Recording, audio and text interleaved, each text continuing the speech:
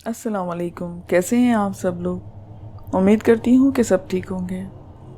Story के आगाज़ से पहले एक रिक्वेस्ट के चैनल को सब्सक्राइब कर लें, और अगर आपके पास भी रियल स्टोरीज़ हैं तो आप मुझे मेरे व्हाट्सएप नंबर पर सेंड कर सकते हैं। पहली स्टोरी अरशद ने रावलपिंडी से सेंड की है। आइए उन्हीं की ज़ुबानी हम सुनते हैं। मैंने जब 1981 में गांव से मिडिल का इम्तहान पास कर लिया तो मेरे पेरेंट्स ने मुझे रावलपिंडी अपने पास बुला लिया और मुझे एक हाई स्कूल में एडमिशन मिल गया। मैंने 1983 में जब मैट्रिक के फाइनल एग्ज़ाम्स किए और मैं फ़ारिग था तो घूमने फिरने या क्रिकेट खेलने में वक्त गुजरता। एक दिन अचानक ख्याल आया कि इस तरह घूमने फिरने से बेहतर है कोई काम किया जाए। मैंने ये बात अपने कज़न से शेयर की जो हमारे घर के करीब ही रहते थे। हम रावलपिंडी हार्ले स्ट्रीट के इर्द गिर्द करीब ही रहते थे। मैंने जब इससे बात की तो इसने भी हामी भर ली कि ये ठीक है। हमने सोचा इस तरह अपने पॉकेट मनी के साथ घर वालों की भी कुछ हेल्प हो जाएगी।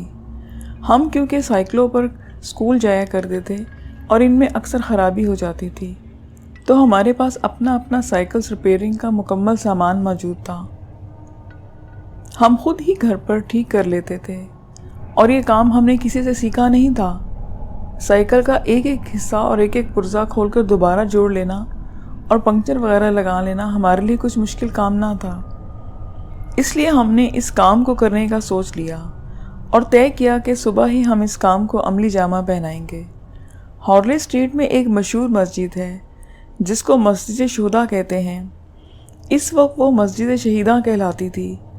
मस्जिद के लेफ़्ट राइट चंद दुकानें और जनरल स्टोर्स वगैरह थे और इसके लेफ़्ट साइड पर एक बहुत बड़ा खाली प्लॉट था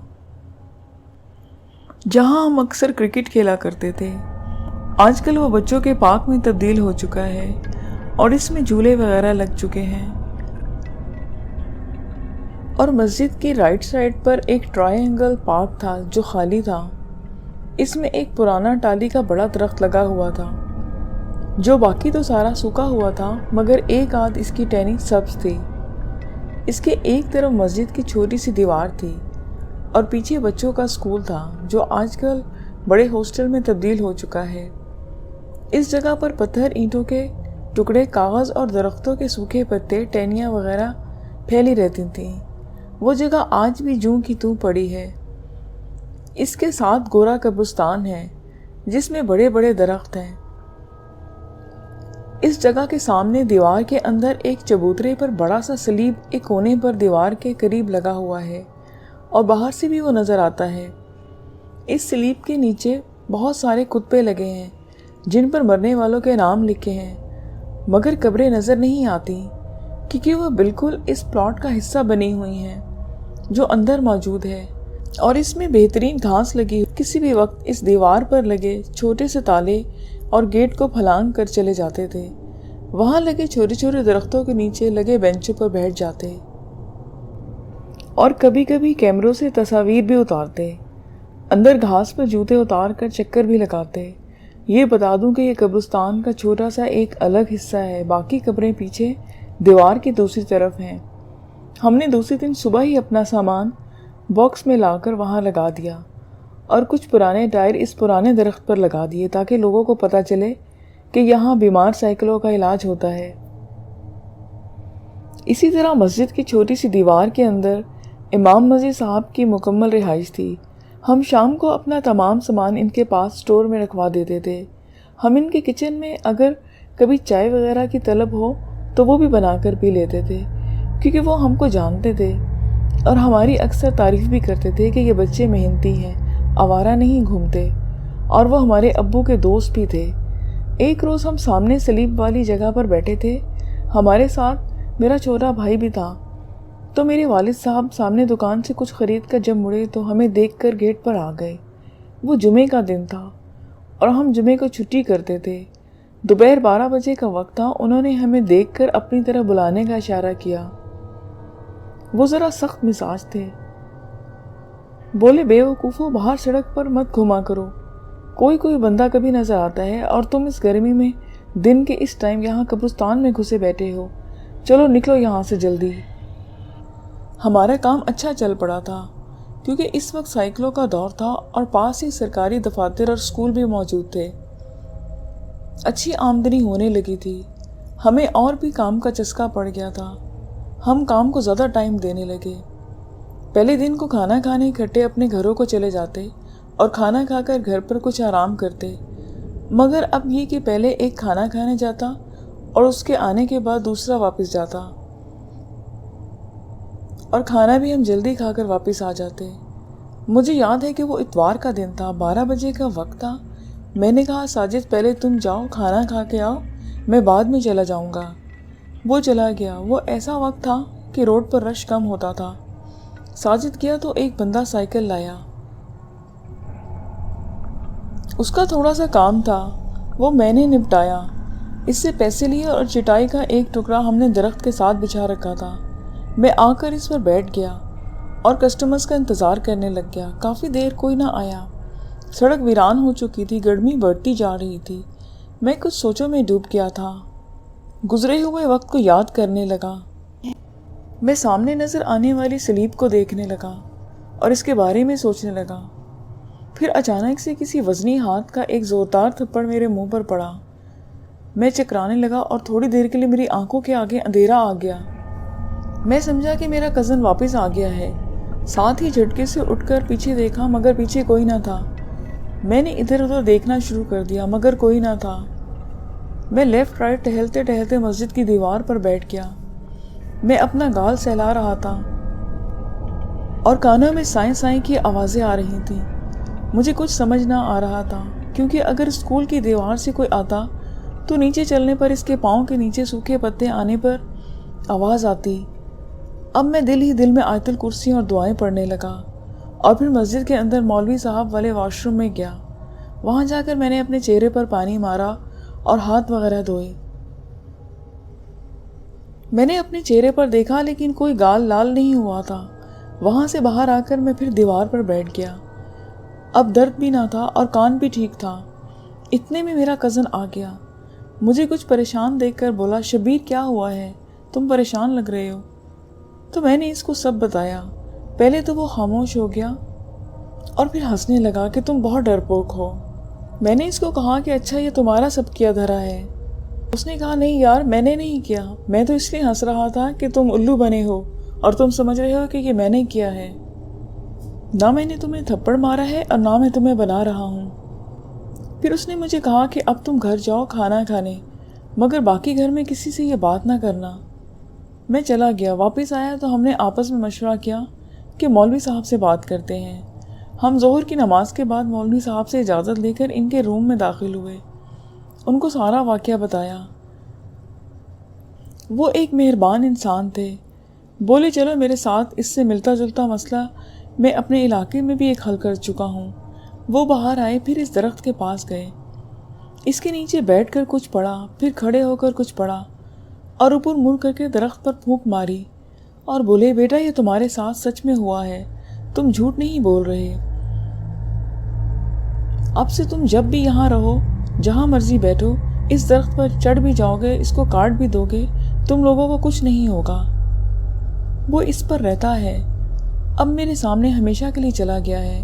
اور بولے بیٹا وہ اوپر درخت پر عجیب پریشانی کی حالت میں بیٹھا تھا۔ انہوں نے پوچھا کہ تم نے یہاں کچھ پڑھا تھا؟ تو میں نے آیت الکرسی کا بتایا، تو کہنے لگے تمہاری قسمت اچھی تھی کہ تم بچ گئے، وہ شرارت میں بندہ بھی مار دیتے ہیں، تم نے پڑھ لیا اچھا کیا، اگر تم یہاں سے چلے جاتے تو پھر بھی تم بچ جاتے، اور کوئی امید نہیں تھی کہ تمہارے بچنے کی، کیونکہ وہ کمزور ہو گیا تھا جو پھر حملہ نہ کر سکا۔ اب بے فکر ہو کر اپنے کام کرو، ڈرنے کی بالکل ضرورت نہیں ہے۔ ہم نے مولوی صاحب کا شکریہ ادا کیا، پھر میں نے مسجد میں جا کے نفل پڑھ کر اللہ تعالیٰ کا شکریہ ادا کیا۔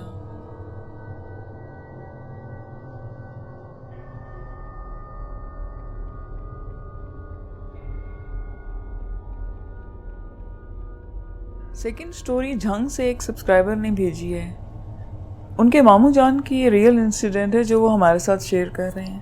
آئیے میں آپ کو انہی کی زبانی سناتی ہوں۔ میرے ماموں جان کا سرکاری فلیٹ اسلام آباد میں قبرستان کے بالکل ساتھ ایسے ہے کہ ایک کمرے اور اس کے باتھ روم کی کھڑکی سے پورا قبرستان نظر آتا ہے۔ बचपन में हम इनके घर जाते थे तो सबकी मौजूदगी में भी इस कमरे और स्पेशली बाथरूम में जाने से बहुत खौफ आता था, मगर दिन का ज़्यादा वक्त खिड़की से इन कब्रों को देखने में गुजरता था। न जाने दिन की रोशनी में ऐसी क्या बात थी कि डर खौफ नहीं होता था। बहरहाल हम बड़े हो जाने पर मालूम हुआ कि यह खौफ सिर्फ मुझे ही नहीं, मामू जान के बच्चों को भी था। जब मामू जान और उनकी फैमिली इस फ्लैट में शिफ्ट हुए थे तो और फ्लैट्स की निस्बत इस फ्लैट में रात के वक्त उठने और बैठने की आवाज़ें आती थीं। मामू जान शिफ्ट होने के बाद अक्सर रातों में किचन में बर्तनों के गिरने की भी आवाज़ें आती। सब सुनते मगर जाकर देखने पर किचन साफ़ सुथरा, नीट एंड क्लीन मौजूद होता। अक्सर रात में बर्तन और घर की चीज़ें गायब हो जाती और सुबह अपनी जगहों पर पहले की तरह मिलती। एक दफ़ा ये हुआ, मामू जान लोग कहीं गए हुए थे। रात के वक्त घर में चोरी हो गई। जब घर पहुंचे तो घर का दरवाज़ा इसी तरह बंद था। हैरत की बात यह थी कि घर में तमाम जेवरात, कैश सब वैसे के वैसे मौजूद था और गायब थे तो सिर्फ चम्मच, छुरियाँ, कांटे। ममारी जान के जहेज़ की भी छुरियाँ और कांटे सब गायब थे, जो उन्होंने अपने लोहे के बॉक्स में लॉक करके रखे थे कि वो ज़रूरत के वक्त निकाले जाएंगे। अब अगर वो किसी को बताते तो लोग मजाक करते, तो फिर उन्होंने किसी को नहीं बताया।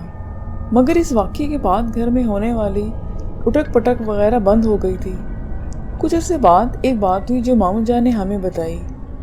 मामू जान 5 वक्त के नमाजी थे। बताते हैं कि सर्दियों की छुट्टियों में कुछ दिन के लिए बीवी और बच्चे नाना के घर गए थे, तो मैं घर में अकेला था। एक रोज़ फजर की नमाज पढ़कर घर आया तो दरवाजे पर हल्की सी दस्तक हुई। मैजिक आई से देखने पर कोई नज़र न आया। मैं अपना वहम समझकर मुड़ा ही था कि फिर दोबारा दस्तक हुई। अब की बार उन्होंने पूछा कि बाहर कौन है, तो एक 4-5 साल के बच्चे की तोतली आवाज़ सुनाई दी जो कह रहा था, अंकल दरवाज़ा खोलें, मैंने आपके घर जाना है। मैं घबरा गया कि इतनी ठंड में कौन बच्चा है जो इस वक्त आया है। मैजिक आई से फिर देखा तो कोई नहीं था। अब तो मेरे हाथ पांव फूल गए। हिम्मत करके कहा कि बेटा ये मेरा घर है, आप कहाँ से आए हो और कहाँ जाना है। अब की बात जो बात मैंने सुनी वो सुनकर रोंगटे खड़े हो गए। बच्चा कह रहा था कि अंकल मैं जिन हूँ और सामने कब्रिस्तान में रहता हूँ, आप दरवाज़ा खोल दें ताकि मैं रोशनी होने से पहले घर पहुँच जाऊँ। मैं समझ गया कि ये जिन का बच्चा है। मैंने इसको कहा, मैंने सुना है कि जिन हर चीज़ में से गुजर जाते हैं, तो तुम भी गुजर जाओ। तो बच्चा कहने लगा, अंकल जिन हर चीज़ से गुजर सकते हैं, मगर आपका दरवाज़ा लकड़ी का है और जिन्नात में इतनी ताकत नहीं होती कि लकड़ी में से गुजर सकें। मैंने ये सुनकर सिर्फ लकड़ी का दरवाज़ा खोल दिया और जाली का दरवाज़ा बंद ही रहने दिया। फौरन ही हवा का एक झोंका तेज़ी से मेरे सामने से गुजरा और मुझे साफ महसूस हुआ कि हवा का वो झोंका 5 साल के बच्चे का नहीं था, बल्कि वो मेरे कद से भी बहुत ऊंचा था, शायद छत तक का होगा। फिर इसकी हल्की सी आवाज़ आई, आपका शुक्रिया अंकल। मगर इस बात के बाद मैं रोज़ाना फजर के बाद लकड़ी का दरवाज़ा कम से कम आधे घंटे के लिए खुला छोड़ देता हूँ। फिर बहुत टाइम के बाद मामू जान से उस बात का वैसे ही जिक्र हुआ तो उन्होंने बताया कि वो रोज़ाना आता है और कभी कभार सलाम दुआ भी हो जाती है। मतलब ये कि वो जिन का बच्चा मामू जान का दोस्त बन गया था और जब तक मामू जान जिंदा रहे वो आता रहा। मामू जान के इंतकाल के बाद इनके बच्चों और ममानी जान ने कभी इतनी तवज्जो नहीं दी और शायद वो भी जान गया होगा कि अब इसका साथी नहीं रहा।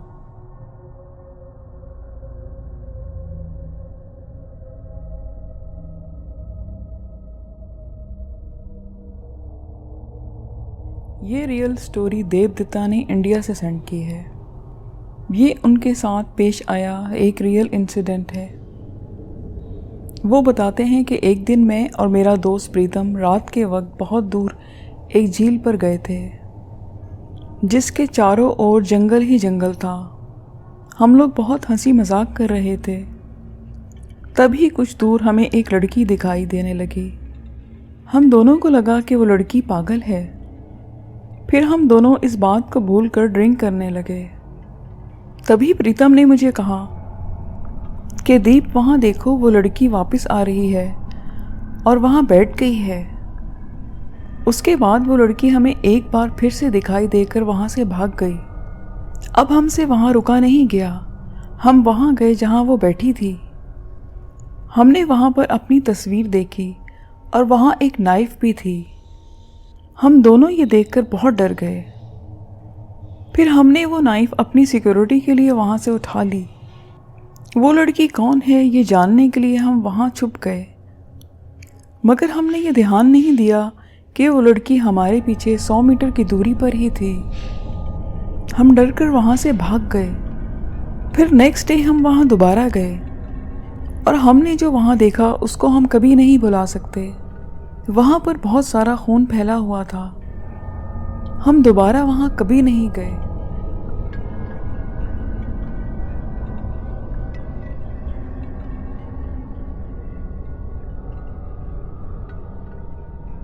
ریئل سٹوری بھی ایک سبسکرائبر نے ہی سینڈ کی ہے۔ میرے والد ایک گورنمنٹ کالج کے پروفیسر تھے۔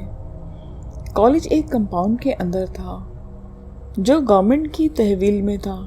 کالج کی بیک سائڈ پر 2 گھر تھے جن میں سے ایک گھر ہم نے لے رکھا تھا۔ اس گھر کے ساتھ ایک لان بھی تھا جس کے ارد گرد 4 دیواری تھی۔ کالج کے چاروں طرف درخت اور پھول تھے۔ رات کو اکثر سوتے وقت مجھے ہینڈ پمپ کی آواز آتی۔ نلکا ہمارے صحن میں ہی تھا۔ اکثر میری آنکھ اس آواز سے کھل جاتی تھی۔ صاف آواز نلکا چلانے کی آتی۔ مجھے لگا شاید میرا وہم ہے اور کسی کو نہیں آتی ہوگی۔ ایک دن آدھی رات کو امی کی آنکھ کھلی اور کمرے کا دروازہ کھول کر وہ کھڑی تھی۔ میں نے پوچھا تو کہنے لگی نلکا گیڑنے کی آواز آ رہی تھی، مگر باہر کوئی بھی نہ تھا۔ آدھی رات کا وقت تھا۔ اس گھر میں کبھی ایسا ڈر خوف محسوس نہ ہوا، مگر کچھ واقعات ایسے ہوئے جو بہت عجیب تھے۔ جیسے گھر میں چور آئے سامنے والے گھر سے، بہت کچھ چرا کر لے گئے۔ ہمارے گھر سے بس ایک باہر سٹور میں سے ایک قمیض لی جس سے نشان مٹاتے رہے۔ ایسا ہونے پر ہمارے سامنے والے انکل کو بہت حیرت ہوئی۔ ان کو لگا کہ ان کے گھر سے کچھ بھی نہ لے کر گیا۔ پورے کالج کے چوکیداروں کو اکٹھا کیا گیا اور کھوجی بھی منگوایا گیا۔ پوچھ گچھ ہوئی مگر کچھ نہ پتہ چلا۔ کسی نے کہا کہ ایک مائی ہے جو حساب لگا کر بتاتی ہے۔ پھر میرے ابو اور انکل اس مائی کے پاس گئے جس نے کچھ بتایا جو حیرت انگیز تھا۔ میرے ابو سے کہنے لگے تمہارے بچپن میں تمہاری امی فوت ہو گئی تھیں اور تمہاری ماں تمہارے لیے بہت دعا کرتی تھی، جبکہ میرے ابو پیروں فقیروں کے چکر میں کبھی نہیں پڑتے تھے، صرف انکل کی خاطر ساتھ چلے۔ اور یہ انکل سے کہا کہ تمہارے گھر کے سامنے انار کا درخت ہے، چور پھر آئیں گے اور بہت بعد میں پکڑے جائیں گے۔ ایسا ہی ہوا، کچھ ماہ بعد چوری ہوئی اور پھر سے گھر سے بہت سا سامان غائب ہوا اور بعد میں وہ چور پکڑ بھی گئے۔ میں نے اس گھر میں 14 سال گزارے ہوں گے۔ ایک پروفیسر کی ضد تھی کہ وہ اس گھر کو لے لیں۔ میرے ابو کا ہارٹ اٹیک ہوا اور اس دوران ہم نے شفٹ کر لیا۔ ابو ہاسپٹل میں تھے کہ جن کو گھر چاہے تھا وہ چابی لینے آ گئے۔ ہم نے بغیر امی ابو کے شفٹنگ کی۔ میں نے اس گھر کو جاتے وقت بڑی محبت سے دیکھا اور شدید جذباتی کیفیت میں اس زمین کو بوسہ بھی دیا۔ خیر ہم نے وہ جگہ چھوڑ دی۔ اس جگہ پر پروفیسر آئے۔ ان کا کچھ عرصے بعد ایک ایکسیڈنٹ ہو گیا، سر پر چوٹ لگی، ان کی دماغی حالت ویسی نہ رہی۔ میرے ابو ان کو دیکھنے گئے اور آنکھوں میں آنسو آ گئے۔ ان کی بیوی کہتی تھی کہ یہ گھر ان کو سوٹ نہیں کیا۔ بہرحال میرے امی ابو ان باتوں پہ یقین نہیں کرتے تھے اور نہ مانتے تھے، پھر بھی کچھ ایسی باتیں اور کچھ ایسے ناقابل فراموش واقعات تھے جو ہم کبھی بھی نہیں بھول سکتے۔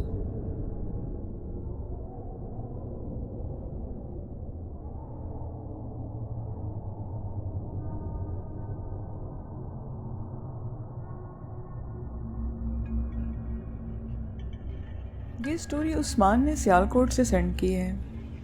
یہ اس وقت کی بات ہے جب میں چھوٹا تھا۔ میری عمر تقریباً 5 یا 6 سال تھی۔ ہم اپنے نانا کے گھر پہ تھے۔ ہماری خالہ کی شادی تھی۔ مائیوں کا دن سب فنکشن سے فارغ ہو کر سو گئے تھے۔ میں اور میرا چھوٹا بھائی اور میری بڑی بہن ایک ہی کمرے میں ایک ہی بیڈ پر سو رہے تھے۔ آدھی رات کا وقت ہوا، میری آنکھ کسی کے دھیمی دھیمی لہجے میں بات کرنے کی وجہ سے کھل گئی۔ میں نے بیڈ پر لیٹے ہی لیٹے چاروں طرف نظر گھمائی مگر مجھے کچھ نظر نہیں آیا۔ लेकिन आवाज़ फिर भी सुनाई दे रही थी। अल्लाह जाने कौन सी ज़ुबान थी। दूर दूर तक किसी के जागने का अंदाज़ा ना हुआ। तब लोग जल्दी सो जाते थे। बहरहाल आवाज़ ना रुकी और मैं बहुत डर गया, इतना के डर के मारे मेरे पसीने छूट गए। बहुत गौर से सुनने के बाद अंदाज़ा हुआ आवाज़ बेड के नीचे से आ रही थी। बहुत हिम्मत करके बेड के नीचे झांका। मेरे होशो हवास खो गए। नीचे 2 बच्चों की तरह छोटे छोटे लोग बैठे थे। वो सरों से गंजे थे, मुंह पर बड़े बड़े जख्म वाले टांकों के निशान और सफ़ेद कलर के फ्रॉक पहने हुए, हाथों में खाने की प्लेट्स पकड़ रखी थीं और एक दूसरे की तरफ देखकर बातें कर रहे थे। पहले तो मैंने इन्हें देखकर अपना सर ऊपर कर लिया। मैं बहुत डर गया था, लेकिन डरते डरते मैंने बिल्लियों की तरह आवाज़ निकाली। दोबारा नीचे देखा तो वहाँ कोई नहीं था। मैं डरते डरते उठा और अम्मा के पास भागा। मैंने अपनी अम्मी को उठाया। मैंने कहा, अम्मी मुझे अपने पास सुला ले, मुझे डर लग रहा है। अम्मी के पास मैं सो गया। जब सुबह उठा अम्मी ने सबको बता दिया कि मैं बहुत डर गया था। फिर मैंने सबको रात वाला किस्सा सुनाया। सब हैरान हो गए। हमारी एक खाला भी छोटी होती थी, एक हादसे में आग में जलकर मर गई थी।